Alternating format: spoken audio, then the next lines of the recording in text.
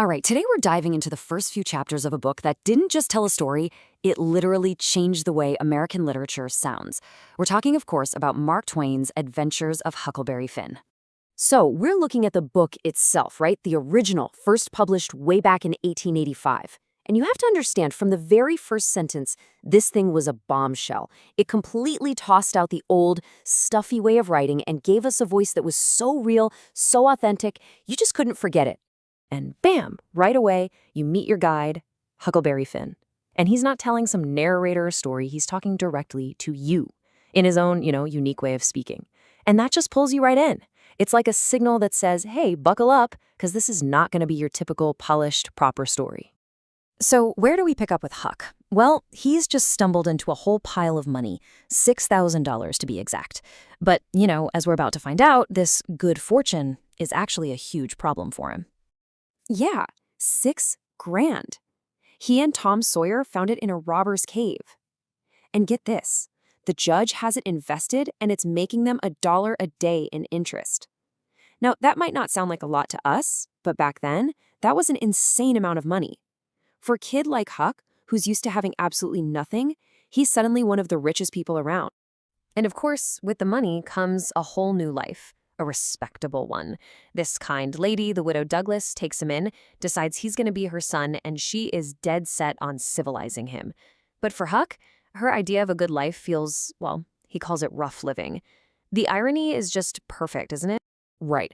So this whole civilized thing, it's pretty much the exact opposite of the freedom Huck really wants. It's this constant tug of war between who he is deep down and who everyone else is trying to force him to be. I mean, the contrast is just, it's so clear.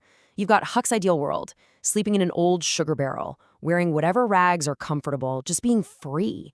And then you have the widow's world, these stiff new clothes that are just awful and make him sweat, a bell telling him when to eat, having to sit through prayers. It's a cage. He feels completely, totally trapped. And just when you think it can't get any worse for him, the widow's sister, Miss Watson, shows up. She's this tolerable slim old maid, as Huck calls her, and she is just relentless. She's always on him with a spelling book, always nagging him, sit up straight, behave, you know the type. And this line right here, this is the key to understanding Huck. It's not about where he wants to go. He just wants to go. He's not looking for a particular place. He's just fighting against being stuck, against being pinned down by all these rules. He just has this deep, restless need to be somewhere else. So naturally, Huck is looking for a way out. And his first try at escaping isn't what you'd expect. He doesn't run off into the woods. Instead, he kind of escapes sideways into the crazy, imaginary world of his best friend, Tom Sawyer. So, middle of the night, Tom lets out this meow from the trees, and that's the signal. Huck is out that window in a flash. He's swapping one prison, the civilized one, for what he thinks is freedom. But the funny thing is, Tom's world of make-believe, it's got just as many rules, if not more. So what do? Tom gets all the neighborhood kids together and starts Tom Sawyer's gang. And their whole business, supposedly, is robbery and murder. But it's all just play, of course. Everything they do is based on this super serious oath and all these crazy, complicated rules Tom just made up from adventure books he's read. And this is where it gets hilarious. It really shows you the difference between Tom's fantasy world and, reality.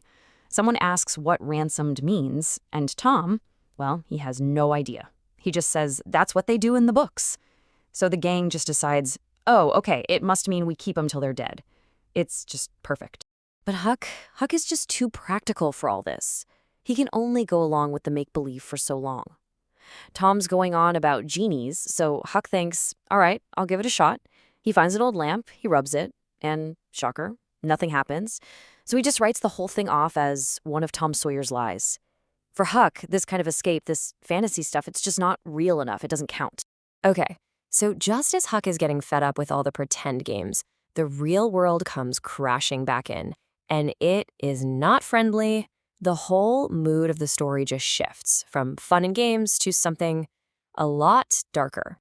You have to remember, Huck is super superstitious. So when a spider falls into his candle and sizzles up, he knows that's an awful bad sign. Trouble's coming.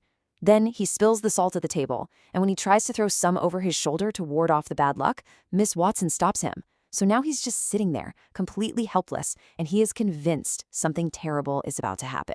And sure enough, the bad luck shows up. He sees footprints in the snow outside, but it's a very specific detail that makes his blood run cold.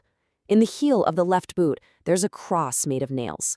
It was a folk magic thing people did to keep the devil away, and Huck knows exactly who that belongs to. Instantly, his awful, abusive father, Pap, who's been gone for a year, he's back. So what does he do? He's terrified. But he doesn't run to the judge or the widow. Nope. He turns right back to superstition. He goes to find Jim, who is enslaved by Miss Watson. Why Jim? Because Jim has this thing, a hairball from the stomach of an ox. And supposedly this hairball can tell the future.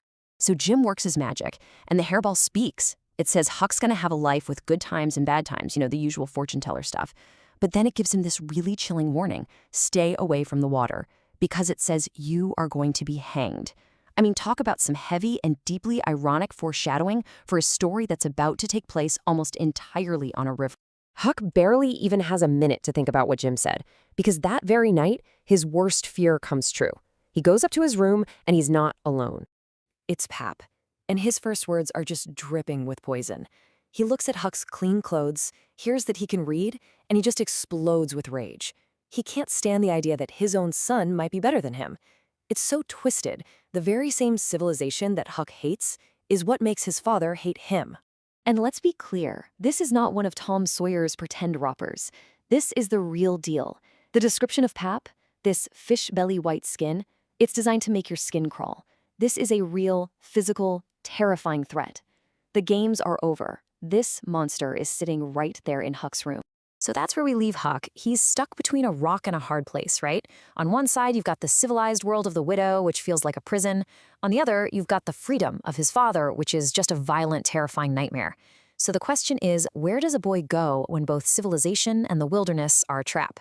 Well, that question is what kicks off one of the greatest journeys in American literature.